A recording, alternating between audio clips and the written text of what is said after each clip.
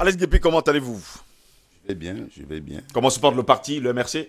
Le MRC se porte bien, Le MRC se porte bien. bien sûr.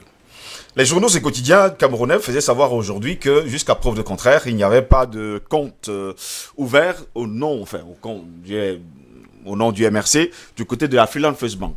C'est vrai? Qui l'a dit? Ce sont les journaux et quotidiens qui le disent d'ailleurs. Non, j'ai pas cette information. Vous n'avez pas cette information. Jusqu'à preuve de contraire, donc où est-ce que le fonds de solidarité va? Écoutez, les fonds de solidarité de la SCCI, Oui. de suivi le Cameroun, de fonds de suivi Cameroun, il y a un sous-compte parce qu'il faudrait qu'on réitère et qu'on lui dise que le MRC a accompagné le citoyen Camto à l'ouverture de ce compte-là, tel que le prévoit la loi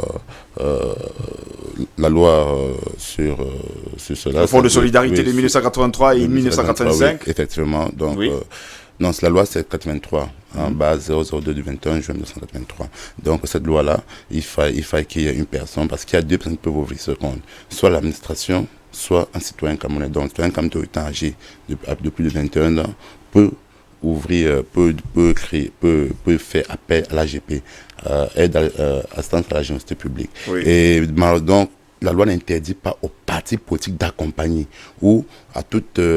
Jusque-là, je n'ai pas posé cette question. Je voulais juste savoir si jamais donc, le compte est le ouvert, MRC donc, a accompagné ce fonds de solidarité en lui permettant que ce fonds puisse être logé dans un sous-compte. Donc ce compte existe. Oui, dans un sous-compte. À Freeland First Bank. Bon, la question posée à ceux qui gèrent ce compte-là, dans tous les cas de figure, je n'ai pas d'informations exactement où ce compte est géré. Vous êtes quand même attaché de presse, moi je pose la question de savoir si un temps soit peu, ça existe, si ça existe. Ce compte existe forcément, parce que si déjà donc le forcément ministre, ça existe. non, mais pas au nom du MRC. Oui. Hein, pas au nom du MRC. Au nom de qui, finalement? Ce compte existe au nom de Suivi Cameroun, pas au nom du MRC. Oui. Le MRC a aidé pour la procédure, c'est Suivi Cameroun qui a ce compte. Le MRC a son compte qui n'a rien à voir avec Suivi Cameroun. Il y a des ordonnateurs, ceux-là qui peuvent ordonner à ce qu'on puisse débloquer les fonds.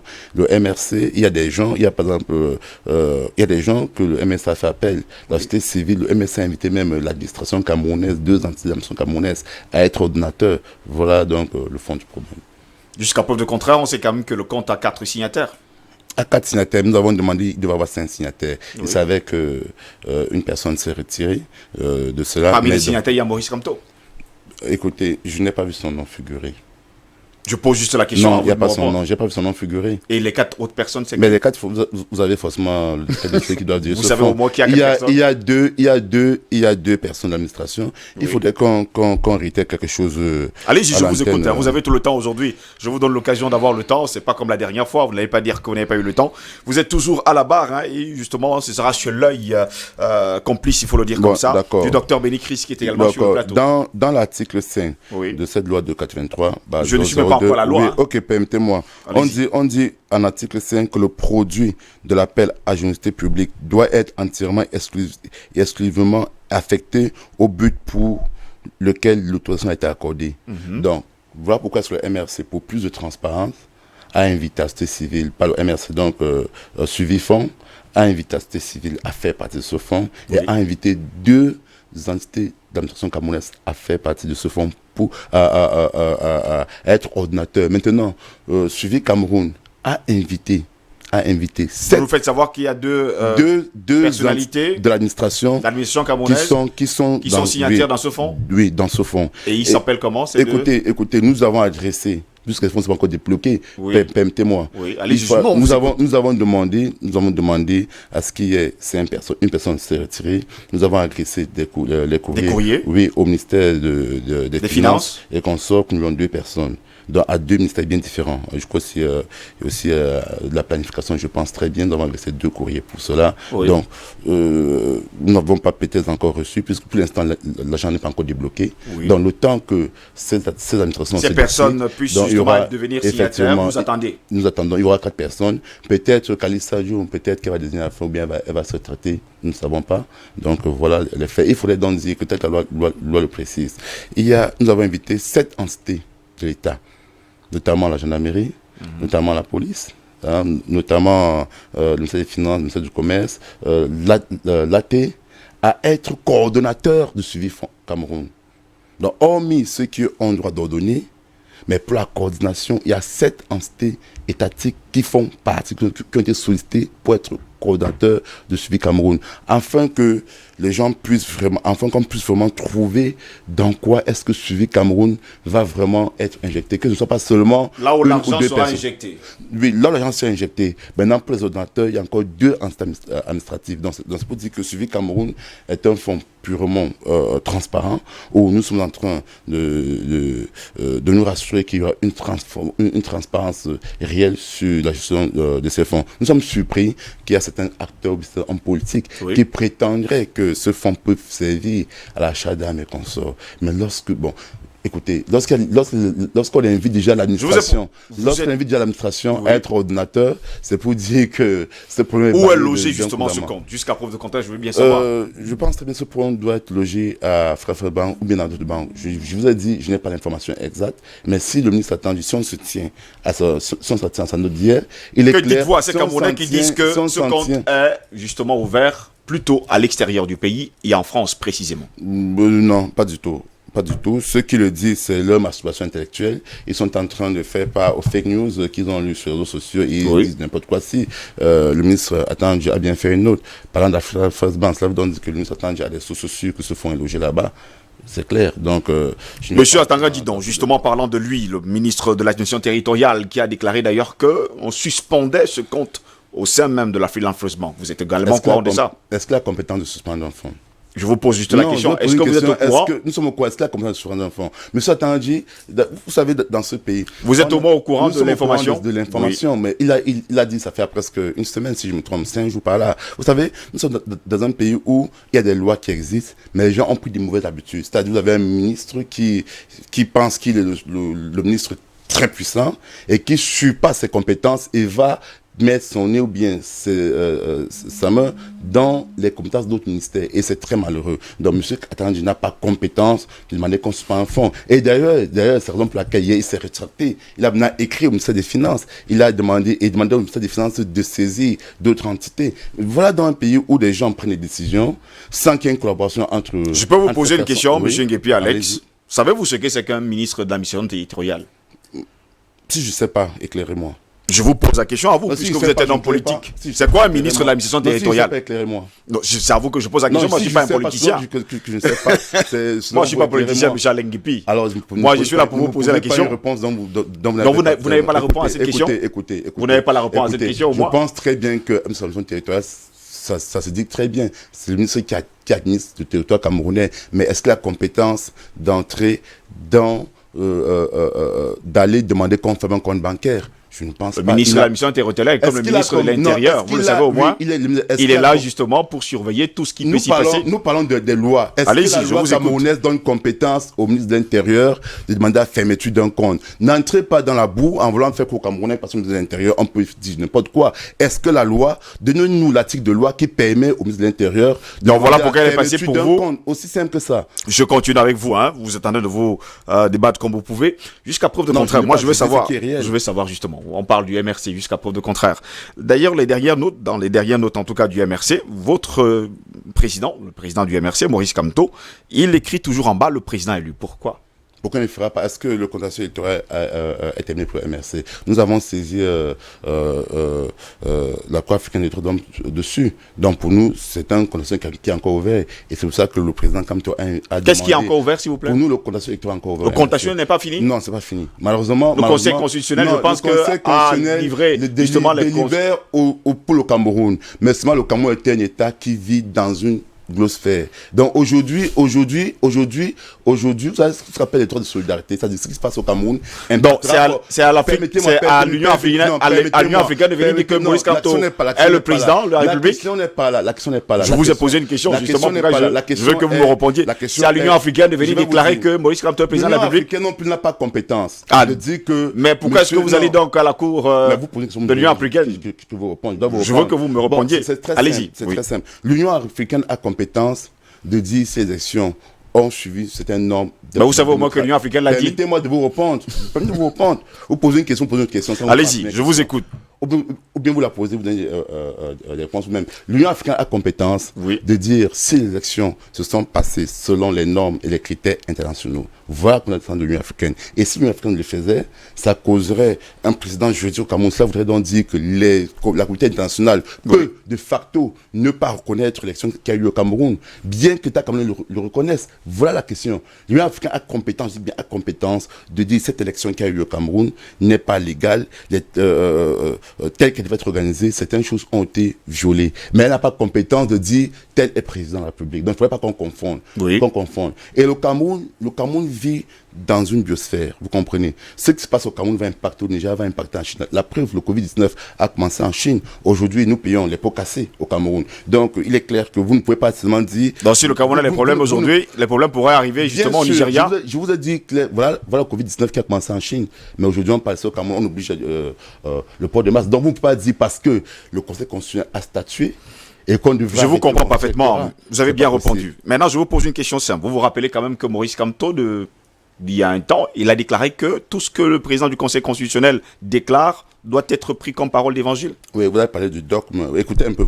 Je n'ai pas parlé de dogme. Je n'ai pas souligné le dogme. J'ai dit il y a quelques temps, il y a quelques années encore, votre Maurice Kamto a déclaré haut et fort que tout ce que le président du Conseil constitutionnel déclare doit être pris comme le Conseil constitutionnel, bien sûr, déclare, doit être pris comme, il faut le dire, parole d'évangile. Vous en oubliez que Maître Kamto, professeur en droit international, c'est ce qui revient toujours tout le temps. S'il vous plaît, que vous aimez bien d'ailleurs. Oui, bien sûr. C'est un professeur en droit international public, en droit public international. Et vous savez que les professeurs ont des dogmes. Et quand un professeur dit quelque chose, ne le prenez pas juste à la lettre, allez dans l'esprit. Et vous effectivement... Où est l'esprit de cette affirmation? Vous êtes en train de regarder la lettre. Où est l'esprit de cette affirmation? Cela voudrait dire quoi? C'est quoi l'esprit de cette affirmation? Il y a un esprit dans cette affirmation? Permettez-moi de vous répondre. Allez-y, je vous écoute. Ok. Lorsqu'une décision est prise par le Conseil constitutionnel, il y a des critères. Il faut dire que cette décision plus d'abord elle-même respecter la loi ou la constitution de l'État du Cameroun. Ça voudrait donc dire quoi? Que la Cour constitutionnelle ne peut pas prendre une décision qui violerait les droits de l'homme. Lorsqu'il y a eu une élection, il est dit dans notre constitution et dans le code électoral camerounais que les hommes en tout ne peuvent pas aller dans les bureaux de vote avec des armes sur eux. Donc rien que pour cela, la Cour constitutionnelle aurait pu annuler l'élection présidentielle. Donc à partir du moment où les dispositions des lois camerounaises ont été violées et que la Cour constitutionnelle a quand même rendu l'élection, on se rappelle aussi qu'Onozo, il y a eu des zones où il n'y a pas eu... Je reste sur le Conseil constitutionnel, c'est vous qui avez souligné le détail. Je vous reviens avec les mots de votre président. Laissez-moi finir. Je pose juste la question. Permettez-moi. Je reviens avec les propos de votre président, qui est le président de votre parti politique, qui a déclaré haut et fort que tout ce que le Conseil constitutionnel déclare est pris comme parole d'évangile.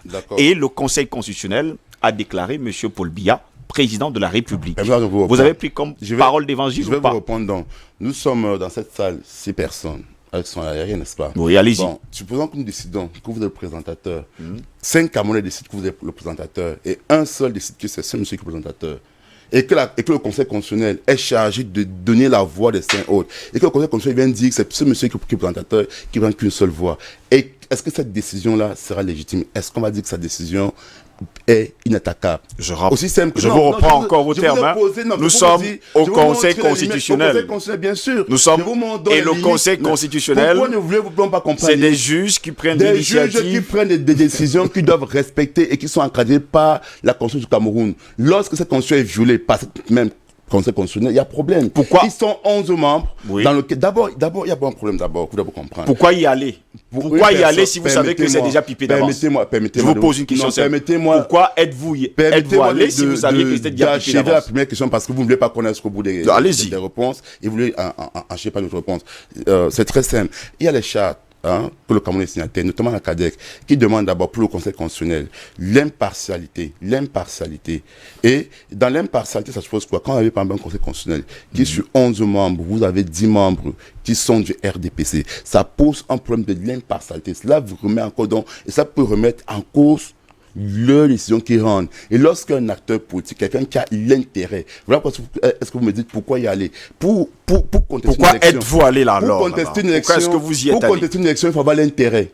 Pourquoi? Mais vous ne pouvez pas contester. Vous le saviez, mais vous y êtes allé quand même. Vous ne pouvez pas démontrer la limite d'une élection. Vous y êtes allé. Je vous reprends votre question. Allez-y. Pour démontrer la limite d'une élection, il faut être candidat, il faut avoir l'intérêt. L'intérêt, c'est que vous soyez candidat. Donc, le MRC, par exemple, ne peut pas, par exemple, lors des élections législatives, le MRC n'avait pas intérêt. Nous n'avons soumis aucune plainte au Conseil constitutionnel. Donc, si nous étions candidats et que les élections ont eu lieu, pour montrer la limite d'une élection ou pour contester une élection, il faut avoir l'intérêt. L'intérêt, c'est que le MRC a pris part à cette élection. Et nous avons démontré aujourd'hui du monde entier que cette élection a été mal organisée et qu'on avait un conseil constitutionnel aux ordres. Un conseil constitutionnel qui devrait se baser sur les textes et les lois du Cameroun, mais au contraire, se base sur le dicton d'un parti politique, sur le dicton de l'autre gouvernant, sur le dicton d'un homme, un supposé roi d'un État. Le Cameroun n'est pas un État, le Cameroun est supposé être une démocratie. Le Cameroun n'est pas une monarchie. Vous comprenez un peu. Vous êtes dans ce pays.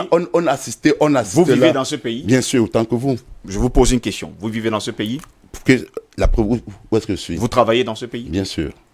Maurice Kamto, le président de ce pays. Il est le président élu. Je vous pose la question. Pour le MRC, il est le président élu. Maurice Kamto, le Il président est le président élu. Et vous que ça dit entre le président de fait et le président élu. Est-ce lui qui dirige le pays? Je l'ai dit, le président élu. Est-ce que c'est lui qui dirige un État? Est-ce qu'un président élu dirige un État? L'expression président élu, ça veut dire quoi pour vous? On comprend parfaitement. Hein. Non, pour une question. Il y a un président de fait, il y a un président élu. Est-ce qu'un président élu dirige un État? Pour diriger un État, il faut prêter serment. Voilà. Il faut prêter serment. Il n'a pas prêté serment, c'est ça? Pas encore, mais il est président élu. Il est le président élu. Il est le président élu. C'est lui qui dirige dans le pays. Vous m'avez dit non. Est-ce qu'un président élu dirige un État? Viens me répondre à la question. Donc vous dites non. Mais répondez à la question. Est-ce qu'un président élu dirige un État? Vous n'avez pas prêté serment, c'est ce que vous m'avez dit. Est-ce qu'un président élu dirige un État? Vous me dites certainement non. Alors, vous travaillez dans ce pays au moins? Bien sûr. Je vous ai posé une question aussi la dernière fois. Vous êtes allé à l'élection présidentielle, c'est normal, c'est totalement à votre honneur. Maintenant, je vous pose une question. Si vous deviez aller signer, par exemple, un papier dans une mairie, dans un ministère, vous irez? Bien sûr que j'irai. Et en ce moment-là, vous êtes dans le gouvernement de qui? Vous savez, M. Biapo est un plan de fait. Non, pas un problème par rapport à cela. Parce que, monsieur, vous savez... Donc, vous ne considérez pas le Paul Biapo comme étant votre président? Permettez-moi. Dans les régimes politiques qui ont lieu dans notre sphère, il y a les régimes démocratiques, les régimes dictatoriaux, le Cameroun est dictatorial. Mais malheureusement, le Cameroun aujourd'hui est un régime autocratique, c'est-à-dire qui tire son poids d'elle-même. Ça vous donne dire quoi? Quand vous avez Elecam, qui a 15 membres, à 15 membres sont du RDPC. Vous avez une cour constitutionnelle sur 11 membres à 10 membres qui est du RDPC. Vous comprenez donc que ce sont ces gens-là qui ont la charge de dire qui a gagné l'élection présidentielle ou une élection dans ce pays-ci. Donc, de facto, ils sont les présidents qui nomment les ministres et les gouverneurs. Donc, si je dois établir une pièce, j'irai vers eux. Mais en reconnaissant qu'ils n'ont pas la légitimité nécessaire. Ils ne sont pas légitimes. Vous savez, même dans les pays, quand c'est un coup d'État, et qu'un dictateur prend le pouvoir, il nomme les ministres et les gouverneurs, ça empêche pour les citoyens d'aller vers eux, signer ou bien légaliser les pièces, parce que c'est dans un cadre légal.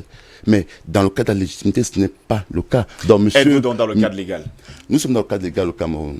Même si M. Biapo n'a pas respecté les lois, donc il sera légal. Donc il y a de la légalité au Cameroun. Nous sommes dans un cadre légal. Le MRC, nos actions sont légales. Maintenant, est-ce que le Cameroun est un pays légalitaire? Je ne pense pas. Mais cependant, tout citoyen a l'obligation... Il n'est pas légalitaire, mais vous signez quand même les papiers? Parce que vous vivez dans un État, vous vivez en société, vous avez l'obligation de le faire pour bien vivre ensemble. Qu'est-ce qu'on peut vous souhaiter pour sortir de cet entretien? Ce qu'il faut souhaiter, c'est que M. Atanji, le ministre de l'Intérieur, arrête de s'initier dans ce qui... Vous savez, le ministre de l'Intérieur... Vous êtes ministre? Permettez-moi, je suis en politique, je peux critiquer, c'est mon rôle. Passer le temps à critiquer, c'est ce qu'on fait tout le temps. Et nous proposons. Le ministre de l'Administration territoriale, aujourd'hui, est en train de fuir un problème qu'il a créé et il veut charger le ministère des Finances de s'en occuper car il s'est rendu compte qu'il a pris une décision en amont. C'est votre vœu? Non, c'est ce qu'il est en train de faire. Quand il fait appel au ministre des Finances, pour lui venir en aide, nous comprenons qu'il a créé un problème et qu'il s'est rendu compte qu'il a purement et simplement violer la loi, parce que dans le décret, je vous ai posé la question, ce qu'on peut vous souhaiter, dans l'arrêté ce qu'on peut vous souhaiter, dans l'arrêté de 83, il est aussi dit toute administration doit avoir l'autorisation pour l'AGP. Je vous ai posé une question, il ne nous a pas qu'est-ce dit qu'on peut vous souhaiter si le Cameroun a eu, si l'État camerounais a eu cette autorisation. Ce qu'on peut nous souhaiter, ce que nous souhaitons, bien ce que vous pouvez nous souhaiter, bien nous souhaiter au MRC et aux citoyens camerounais, nous avons des choses qui nous préoccupent actuellement, qui sont très préoccupantes. Notamment, nous avons des étudiants camerounais qui sont bloqués au niveau du Maroc, du ministère de la formation professionnelle. Ils sont au nombre de 30. Ils ont eu leur bourse depuis 2018. Dans la bourse, il était question que l'État marocain devait prendre en charge l'achat de leurs frais universitaires. De ce côté, c'est l'État marocain à respecter. L'État camerounais devrait leur reverser 1 million tous les ans, afin qu'ils puissent subvenir à leurs besoins alimentaires. Malheureusement, depuis qu'ils sont là-bas, ils n'ont jamais eu cela. Donc, c'est pour nous une occasion de lancer un appel auprès du ministère de la formation professionnelle de bien vouloir prendre à cœur le problème de ces Camerounais. Et aussi, cette discrimination qui se passe du côté de la Chine. Vous savez, c'est remarquable. Les Noirs qui sont tabassés. C'est-à-dire, aujourd'hui, on en parlait encore hier. Oui, nous parlons toujours que le Cameroun est signataire des conventions et chartes internationaux. Vous voyez, et la Chine également. Et il y a la charte des Nations Unies sur la discrimination des peuples, des races que la Chine a signée. Il est inadmissible qu'une race puisse être... Parce qu'en Chine, on veut faire croire que ce sont les Africains qui ont apporté... que ce sont les étrangers. Mais là, on stigmatise les Africains de race noire. Il faut bien préciser, donc on stigmatise les noirs. On en a parlé hier, ne vous inquiétez pas. Et c'est très dérangeant. Donc, il serait important que le ministre des Relations extérieures puisse prendre ce problème à cœur, qu'il convoque l'ambassadeur de Chine au Cameroun et qui lui demande des explications. Vous savez, nous avons des vidéos pas plus tard que ce matin où les Chinois sont en train d'aller déposer des colis dans les chambres, dans les appartements des Camerounais ou bien dans les hôtels où ils ont confié les Camerounais à leurs propres frais. Ils sont en train de faire une communication rétroactive, voulant faire croire que non, que cette personne a été infectée, ce qui est totalement faux. C'est qui est totalement faux. Donc, nous demandons donc que cela puisse être vraiment pris à cœur. Comme le Nigeria, le ministre des Relations extérieures nigériennes a appelé l'ambassadeur de Chine et ils l'ont reçu, et depuis qu'ils l'ont fait, les choses semblent se déconjectionner. Sont en train de s'améliorer. Il serait important qu'on vienne vraiment en aide au Cameroun et qu'on comprenne très bien quelque chose, que tout à l'heure vous avez bien aimé le débat précédent à parler d'intelligence économique et qu'on sort, c'est-à-dire que on doit comprendre, permettez-moi, c'est important.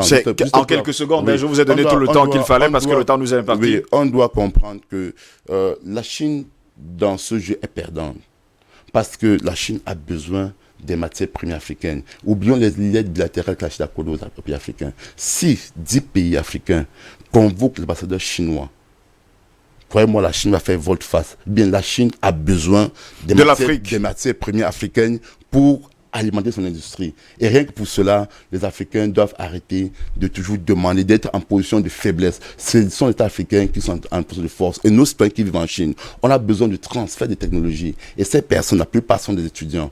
Ils vont pour y apprendre. Et ils vont venir avec des nouvelles formations, de nouvelles technologies dont l'Afrique et particulièrement Cameroun va bénéficier. Donc c'est un appel vibrant que nous lançons en cause. Merci en tout cas à vous. De prendre cela à cœur. À cœur. En tout cas, il y a encore Jean-Carré Sibin qui était là ce matin et qui est encore parti. Votre réaction après cet entretien, Dr Bénicris? Bon, nous sortons déjà de cette édition d'IBS ce matin. Merci. Je vais juste dire un mot peut-être. C'est que moi j'ai toujours posé la question aux membres du MRC. D'ailleurs, c'est une formation où j'ai quand même des amis de longue date. Allez, et puis c'est un ami. Hein. Même s'il va se débattre comme il pourra, c'est un ami. Voilà. On va changer. Donc, j'ai des amis dans cette formation. Parfois, on a autour d'un pot, moi je leur dis, mettez-vous un peu à la place du gouvernement camerounais. Si vous étiez au pouvoir et qu'un autre parti violait systématiquement les règles du jeu, je ne parle pas de la constitution, parce qu'en politique, il y a des règles du jeu, lequel constitue les soubassements des constitutions. Parce qu'une constitution, c'est un accord politique. Ce que beaucoup ne savent pas. Ce n'est pas une magie, ça ne tombe pas du ciel. Mais il y a d'abord des règles du jeu autour desquelles gravitent des partis politiques. Si les MRC étaient au pouvoir, dans les contextes actuels, où on fait un appel de fonds au niveau national, et dans tout le pays du monde, puisqu'il s'inspire quand même des démocraties occidentales et des autres pays également. En France, où Macron a fait l'appel des fonds et son opposant historique, Marine Le Pen, s'y est aligné. elle aussi, à participer. Mais dans ces cas, que feriez-vous si les RDPC étaient à votre place et que vous étiez à la place des RDPC? Que feriez-vous? En tout cas, merci. Dr Béni Kézara était là ce matin. Merci également à Alex Nguepi. Je rappelle qu'il est l'attaché de presse au Sénacom et surtout départemental adjoint de la vallée d'une thème. Je pense que je ne me suis pas loupé là-dessus. Dr Béni Kézara, merci également d'avoir été là ce matin. Mesdames, messieurs, c'est ici que s'achève cette autre édition de DBS Matin. N'oubliez surtout pas, comme le disait Voltaire dans Candide, la principale occupation, c'est l'amour. La seconde, c'est de médire. La troisième, de dire des sottises. Mais notre vœu le plus cher, c'est de rester dans l'amour et surtout, continuer à éduquer et surtout à bien informer. Bonne journée à toutes et à tous et à demain, s'il plaît à Dieu. Au revoir.